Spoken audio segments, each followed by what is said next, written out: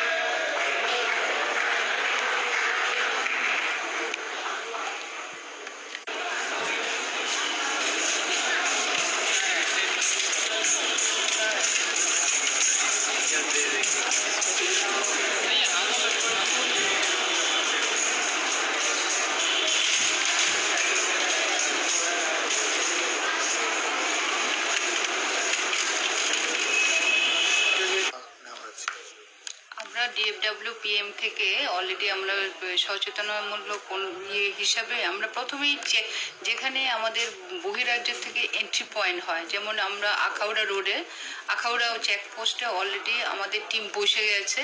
যদি ওইরকম কিছু সাসপেক্টেড কেস আসে ওটাকে তখনই স্ক্রিন করার জন্য আমাদের অলরেডি টিম আজকে থেকে বিমানবন্দরে বসে গেছে। আমরা দুটো শিফটে দেব, সকাল 8টা থেকে একটা শিফট হবে, আর সেকেন্ড শিফট রাত্র যতক্ষণ পর্যন্ত বিমান চলাচল করবে ততক্ষণ থাকবে মেডিকেল অফিসার উইথ এমপিডাব্লিউ। ওরকম করে আমরা টিম বানিয়ে অলরেডি ইউএস থেকে আমরা বসিয়ে দিয়েছি। আর এমনিতে সচেতনতামূলক হিসেবে আমরা পেপারও দিয়ে দিয়েছি, যেটা আইএসসি অ্যাক্টিভিটিস জনসাধারণ কি করবে, কি প্রিকশন নেবে, ওটা আমরা অলরেডি পেপারে দিয়ে দিয়েছি, বেরিয়ে গেছে। আর যদি কোনো পেশেন্ট আসে আমাদের ত্রিপুরাতে, আমরা সেটার জন্য যেটা আইসোলেশন ওয়ার্ড এজিএমসি জিবিতে করা আছে ওইখানে আমরা অলরেডি চিঠি পাঠিয়ে দিয়েছি কনসার্ন এমএসকে, যে ওই ওয়ার্ডগুলি যাতে ঠিকঠাক আছে কিনা দেখে দেওয়ার জন্য। আর রিগার্ডিং পেশেন্ট, যদি আমাদের ওখানে সাসপেক্টেড কোনো পেশেন্ট আসে তাহলে আমরা ওই পেশেন্টগুলিকে আইডেন্টিফাই মানে সাসপেক্টেড কেসগুলিকে আমরা ওরকমভাবে অ্যারেঞ্জ করেছি। যদি পেশেন্ট যদি যেতে পারে তো নিয়ে যাবে আমাদের টিম ইয়েতে এজিএমসিতে, যেখানে আমাদের মাইক্রোবায়োলজি ডিপার্টমেন্ট আছে, ওনারা সোয়াব নিয়ে নেবেন, যে টেস্ট পরীক্ষা করা যা করার জন্য এটা ব্যবস্থা করবেন। আমাদের এখানে ত্রিপুরাতে কিন্তু সেই টেস্ট করার মতো ফেসিলিটি নেই, সেটা পুনেতে আছে। অ্যাকর্ডিংলি যদি স্যাম্পল পাঠাতে হয় আমরা পুনেতে পাঠিয়ে দেব, ওরকম এতটুকু আমরা এখন পর্যন্ত ব্যবস্থা করেছি।